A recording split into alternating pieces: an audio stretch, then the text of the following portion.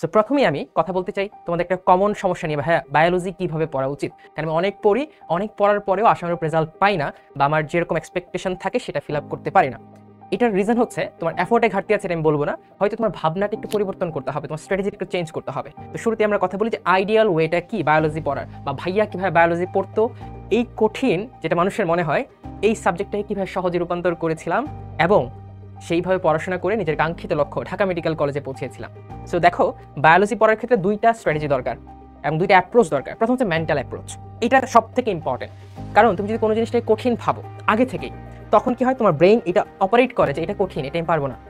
ঠিক আছে, তোমার ব্রেইন কিন্তু আগে থেকে কিছু ভাবে না, তুমি ভাবতে থাকো কঠিন, তখন ব্রেইন বুঝে আচ্ছা কঠিন, কিন্তু সে টেস্ট করে তখনও দেখে না।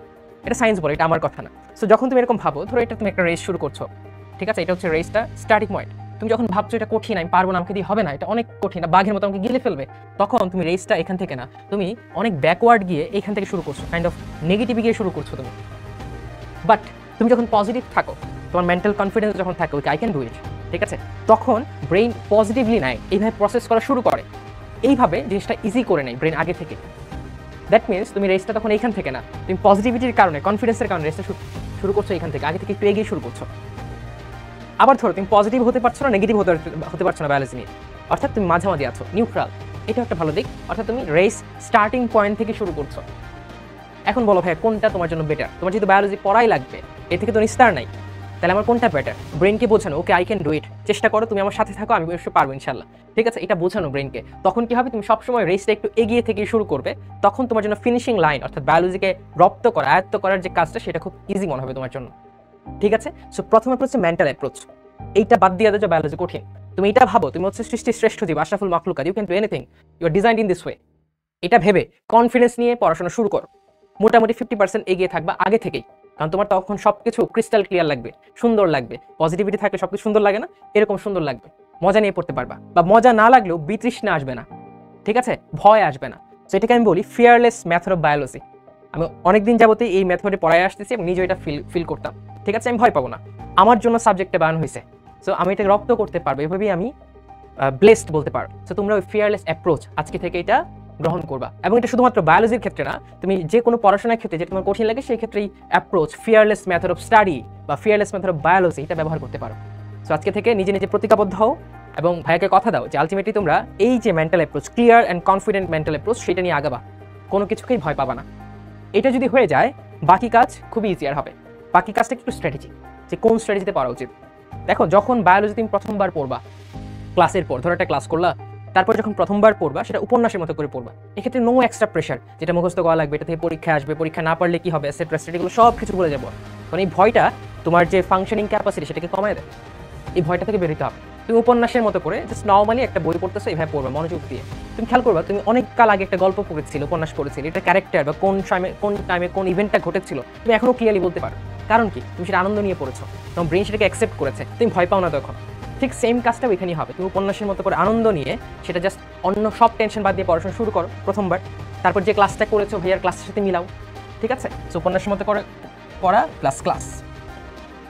তারপর যেটা করবা, তুমি তো ক্লাসে দেখবা ভাইয়া বলে দিয়েছে এটা ইম্পর্টেন্ট, এর থেকে প্রশ্ন আসে, বা তুমি প্রশ্ন দেখবা যে এটা এই টপিকটা ইম্পর্টেন্ট, এই প্রক্রিয়াটা ইম্পর্টেন্ট, এই চিত্রটা ইম্পর্টেন্ট। একবার উপন্যাসের মতো পড়ার পর তুমি চলে আসো প্রক্রিয়া, যেমন ধরো কোষ বিভাজনের প্রক্রিয়া বা বিভিন্ন ঘটনা প্রবাহ, কোষ বিভাজনে কি হয়, ঠিক আছে, টিস্যুর কাজ এটসেট্রা, যেগুলো প্রশ্নে আসে, বিভিন্ন চিত্র, ইম্পর্টেন্ট চিত্র, সেগুলোর দিকে ফোকাস করো, সেগুলো আরেকবার ভালো করে পড়ো, ঠিক আছে। আমি বলছি না যে এখনই তো মুখস্থ করতে হবে, নো, একবার পড়েছো আবার এই জিনিসগুলো যেগুলো ইম্পর্টেন্ট সেগুলো আবার ভালো করে পড়ো।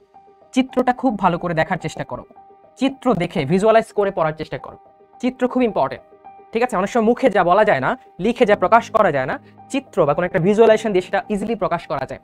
এবং তুমি খেয়াল করে দেখবা, আদিম যুগে যখন মানুষ কথা বলা শিখে নাই, তখন কিন্তু তারা চিত্র আঁকা শিখছিল এবং চিত্র দিয়ে প্রকাশ করতে পারতো মনের ভাব। এখনও সেটা অ্যাপ্লিকেবল, চিত্র দিয়ে অনেক কিছুই দেখানো যায়, ঠিক আছে, চিত্র দিয়ে অনেক কিছুই দেখানো যায়, চোখ যে মনের কথা বলে, তাই না? তো আমি যদি চোখে দেখি তুমি এটা এঁকেছো, তখন মনটা ভালো হয়ে যাবে, তোমার মনের কথা আমি বুঝতে পারবো তোমার লেখার মাধ্যমে, তোমার চিত্রের মাধ্যমে। তো চিত্র ভেরি ইম্পর্টেন্ট। যে বায়োলজিতে চিত্রকে ইম্পর্টেন্স দিয়ে পড়বে তার কনসেপ্ট তত বেশি ক্লিয়ার হবে। তুমি চিত্র যেখানেই পাও সেটাকে ভালো করে অ্যানালাইসিস করো, আঁকো, তোমাকে পাবলো পিকাসোর মতো আঁকা লাগবে না, কোনো মতো জাস্ট প্রসেস করা যায়, জাস্ট চেনা যায় যে এটা আঁকছে প্লাস্টিক মাইটোকন্ড্রিয়া, এইভাবে তুমি আঁকা শেখো এবং চিত্র দেখে মিলিয়ে মিলিয়ে পড়ার চেষ্টা করো, ঠিক আছে। থার্ড ধাপ হচ্ছে রিকল। রিকলটা কি? ধরো তুমি 2টা পেজ এখন পড়লা, 2টা পেজ পড়ার পর তুমি 2টা পেজ বন্ধ করো, বন্ধ করে একটা খাতা নাও, কলম নাও, be your own teacher. Teacher হয়ে তুমি ওই 2টা পেজ কি পড়লা রিকল করার চেষ্টা করো, না দেখে যে আমি এটা পড়েছি, আমি কোষ পড়েছি, আমি কোষের প্রকারভেদ পড়েছি, আমি দেহকোষ পড়েছি, জনন কোষ পড়েছি, এটা লিখো। যেখানে আটকে যাবা, যে মনে করতে পারছো না, রিকল করতে পারছো না, সেটা আবার বই থেকে পড়ে ফেলো। আরেকটা ওয়ে হচ্ছে তুমি সেলফ টিচিং এর দিকে যাও, ঠিক আছে? এটা একটা মেথড আছে যে যদি কেউ কোনো একটা টপিক বুঝাইতে পারে অন্যকে, দ্যাট মিনস সেই টপিকটা সে নিজে খুব ক্লিয়ারলি বুঝে ফেলছে। So you follow this method. তুমি কখনো বন্ধুকে হোক বা আয়নার সামনে নিজে দাঁড়িয়ে হোক, বলে বলে, মনে মনে না, মনে মনে তুমি শাহরুখ খান হয়ে যেতে পারবে না, বলে বলে নিজেকে ওই টপিকটা বোঝানোর চেষ্টা করো। দেখো তুমি কতটুকু বুঝাতে পারতেছো, কোন জায়গায় আটকে যাচ্ছ, যে জায়গায় আটকে যাচ্ছ বুঝাইতে পারছো না, দ্যাট মিনস ওই জায়গায় কনসেপ্টে তোমার ভুল আছে, ওই কনসেপ্টটা তুমি আবার বই থেকে নাও। That is recall and self teaching, ঠিক আছে? বা ছোট ভাই বোনকে একটা চকলেট দিবা, বলবো তোর আমি একটু বুঝাই, ও কিছু বুঝবে না, বাট তোমার যে কাইন্ড অফ কি বলা যায় স্পিকিং পাওয়ার, একটা জিনিস কনসেপ্টে বোঝানো অন্যকে, এটা তুমি টেস্ট করতে পারবা। আর ও বলে যে ভাই বুঝছি, ঠিক আছে, বাট তুমি আগে ঘুষ দিও না, যে তুই না বুঝলেও বলবি বুঝছি, এই নিয়ে তো চকলেট, ঠিক আছে? সো রিকল করো এবং সেলফ টিচিং এর দিকে যাও। তারপর যেটা করা যায় অ্যাক্টিভ রিকলিং। এটা কি ভাইয়া? এটা হচ্ছে আগেরটা থেকে একটু ডিফারেন্ট। ধরো আজকে তুমি বায়োলজি পড়লে, কালকে যখন এই চ্যাপ্টারটা বা এই টপিকটা পড়বে, শুরুতেই বইটা খুলবে না, শুরুতে হচ্ছে বইটা বন্ধ রেখে গতকালকে কি পড়েছিলে সেটা অ্যানালাইসিস করবে, সেটা আবার লেখার চেষ্টা করবে, যেখানে আটকে যাবে সেখান থেকে শুরু করো। এটা হচ্ছে অ্যাক্টিভ রিকলিং। যে যত বেশি অ্যাক্টিভ রিকলিং করে, মানে ব্রেইনকে ট্রেন আপ করে। তুমি যখন এক্সারসাইজ করো তখন মাসেল পাওয়ার বেড়ে যায়, ঠিক একইভাবে এটা হচ্ছে ব্রেইনের এক্সারসাইজ, ব্রেইন স্টর্মিং। এটা করো, তোমার ব্রেইনের ক্যাপাসিটি বাড়বে আস্তে আস্তে। ব্রেইন মনে করা শিখবে, যে ওকে আমার বস তো শিখাইছে, অনেক কষ্ট করে জিনিসগুলো মনে করা। So that's how brain will function. Then হচ্ছে রিপিটেড রিভিশন। এটা কি ভাইয়া?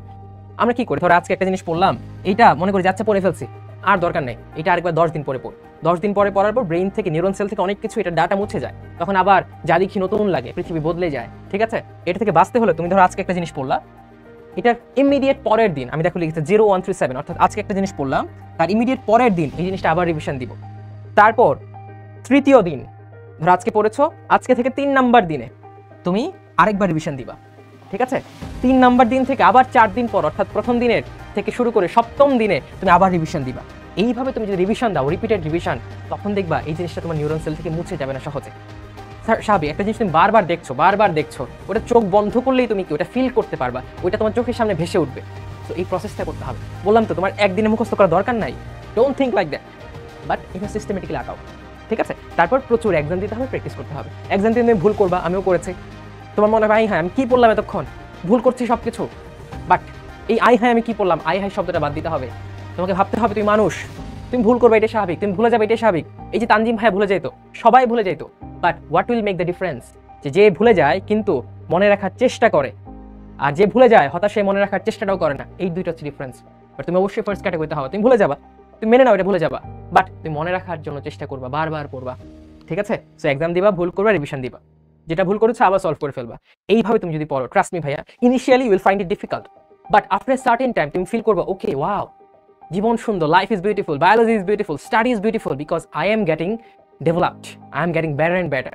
কি হবে? এই প্র্যাকটিসের মাধ্যমে। ওই সময়টুকু ধৈর্য সহকারে তোমাকে দিতে হবে, নির্ভয়ে ফিয়ারলেসলি পড়তে হবে।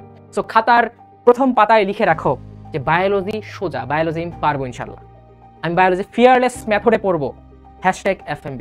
আমি পড়াশোনা ফিয়ারলেস মেথডে করবো, #ফিয়ারলেস মেথড অফ স্টাডি। এটা লিখে রাখো, বারবার এটা নিজেকে মনে করাবা, তোমার ব্রেইনকে, তোমার মনকে ট্রেন আপ করবা to be confident, to be warrior, ঠিক আছে? তখন তোমার কাছে সোজা মনে হবে, ঠিক আছে? এটা আমার কথা, এটা সায়েন্সের কথা। সবসময় আত্মবিশ্বাস থাকতে বলা হয়েছে, হতাশা আল্লাহ তাআলা পছন্দ করেন না। তো তুমি হতাশ হবে না, তুমি আত্মবিশ্বাস নিয়ে চেষ্টা করে যাবে, রেজাল্ট আল্লাহর হাতে। চেষ্টা করাটা আল্লাহ তোমার হাতে দিয়েছেন, সেটা তোমাকে করতে হবে, সেটাতে কোনো কার্পণ্য রাখা যাবে না, ঠিক আছে? এবং সিনসিয়ারিটি মেনটেন করতে হবে। সেটা হচ্ছে বায়োলজি পড়ার আইডিয়াল ওয়ে। লিখে রাখো, বারবার নিজেকে মনে করো।